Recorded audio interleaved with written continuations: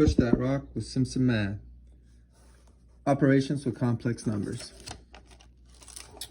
To add complex numbers, you add like terms. 4 and 2 is 6, 3i and negative I is 2i. Easy. Let's move on.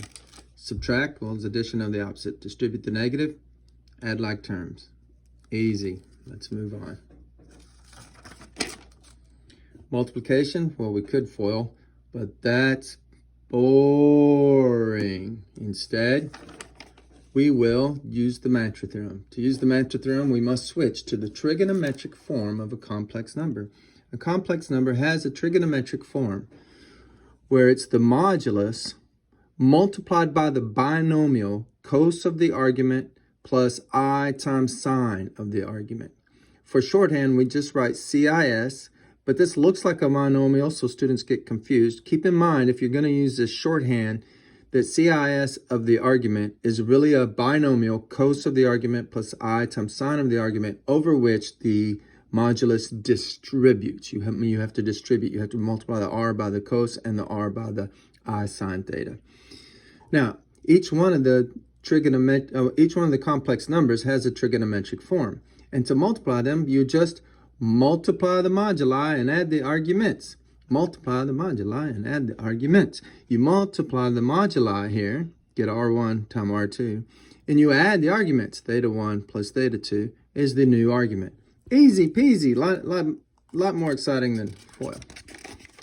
Here's an example. We have the complex number 4 plus 4i and the complex number negative 2i. Well, 4 plus 4i, since it's over 4 and up 4, that tells us it's at a 45-degree angle. Just to quickly compute the modulus then, how long this is, I could use the Pythagorean theorem and think of this as 4 and this is 4 and figure out what that is. But I'm just going to factor out 4 root 2 to make it look like the unit circle vector that's at 45 degrees. 1 over root 2, 1 over root 2. There's my x component, my y component, my real number component, my imaginary component. So I factor out 4 over root 2. So 4 divided by 4 over root 2 leaves me 1 over root 2. 4 divided by 4 over root 2 leaves me 1 over root 2. So clearly this is the unit circle vector at 45 degrees. It's being multiplied by 4 root 2. So the unit circle vector is about right here. But if you multiply it by 4 root 2, it comes way out here. So the modulus is 4 root 2, and the direction is still 45 degrees. So we write it in trigonometric form. Modulus cosine of 45 degrees plus I times sine of 45 degrees. We can do that a little quicker with Z2 because it's just negative 2i, so it's clearly negative 90 degrees. You could call it 270 degrees. I'll call it negative 90 degrees.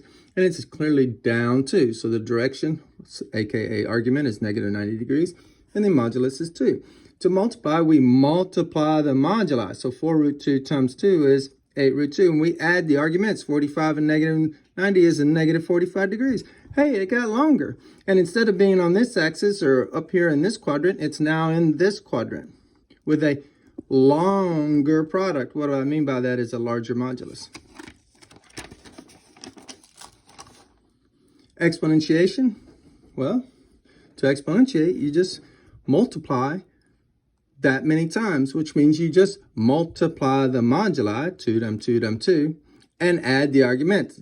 Negative 90 plus negative 90 plus negative 90, or 3 times negative 90. So if I take negative 2i, which in its trigonometric form, remember, is down 2, so the modulus is 2. The direction is negative 90 degrees. So if I write it in trigonometric form, I just multiply the moduli that many times.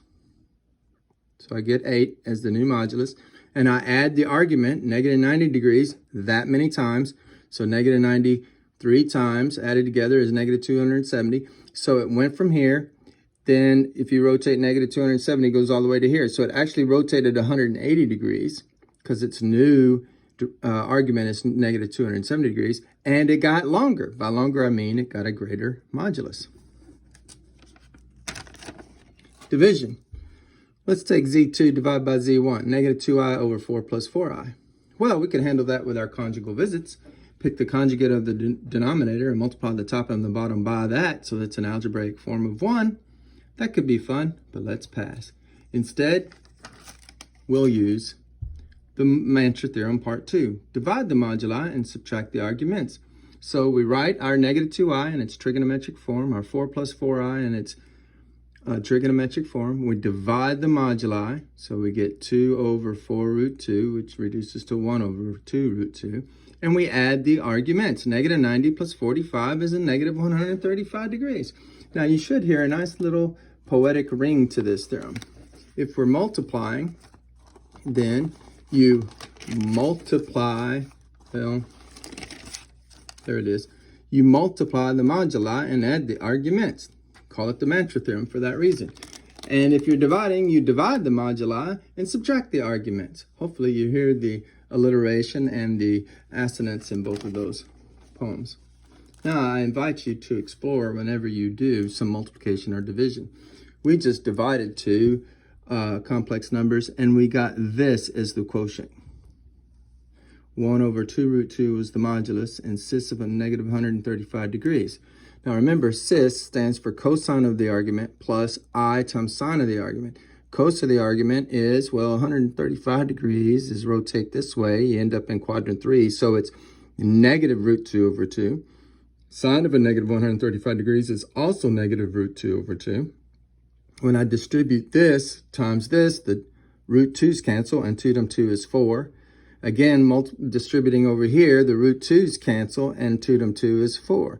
And so the quotient was a negative 1/4 minus 1/4 I.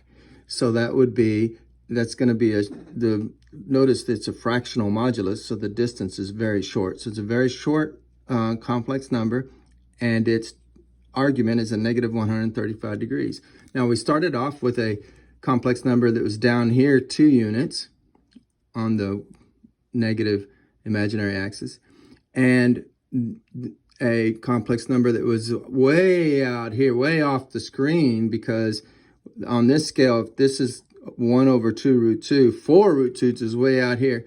So we took this guy, divided it by that guy way out there, and we got this little bitty guy right there. Exploring is fun. Math made simple at Simpson Math.